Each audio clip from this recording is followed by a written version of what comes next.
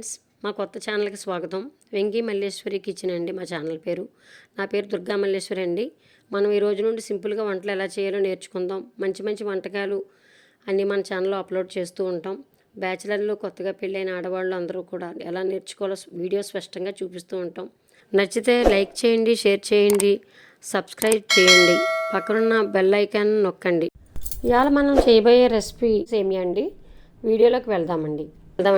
సేమియా 150 గ్రాములు, సగ్గుబియ్యం 50 గ్రాములు, షుగర్ 100 గ్రాములు, మిల్క్ 1/2 లీటర్, వాటర్ 1/2 లీటర్, బాదం 10, జీడిపప్పు 10, కిస్మిస్ 15 అండి, యాలకులు ఒక 6. ప్రాసెస్ మొదలు పెడదామండి. సగ్గుబియ్యం వాటర్ వేసి కడిగి ఇది ఉడకబెడతానండి. సగ్గుబియ్యం ఇదిగోండి, సగ్గుబియ్యం కడిగేది కదండి. సగ్గుబియ్యం ఇలాగా ఉడకబెట్టాలి. ఇలా చాలా మట్టుకు ఉడికిన తర్వాత చూసుకోవాలండి. చాలా మట్టుకు అయిపోయింది అనమాట సగ్గుబియ్యం.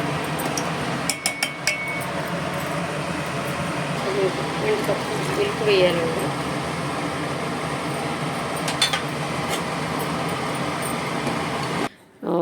ఒక టేబుల్ స్పూను నెయ్యి వేయండి. దాంట్లో జీడిపప్పు, కిస్మిస్ వేసి వేయించండి.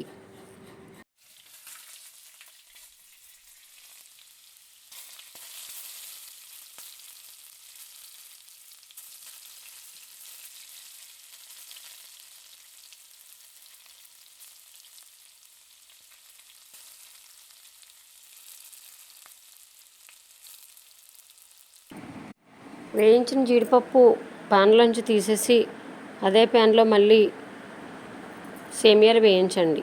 సేమియాలు తీసి ఒక ప్లేట్లో వేసుకుని మెల్లిమెల్లిగా ఆ పాలలోకి వేయండి. సేమియాలు కలుపుతూ వేయండి. గరిటతో కలుపుతూ ఉండండి. స్లోగా కలుపుతూ ఉండండి.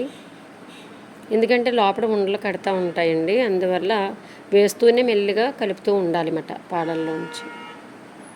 ఒక 5 నిమిషాలు ఉడికిన తర్వాత ఇలాచీ మొగ్గల్ని మిక్సీ బౌల్లో వేసుకుని షుగర్ వేసి ఒక స్పూను దాన్ని పట్టించి మెత్తగా అది కలపండి.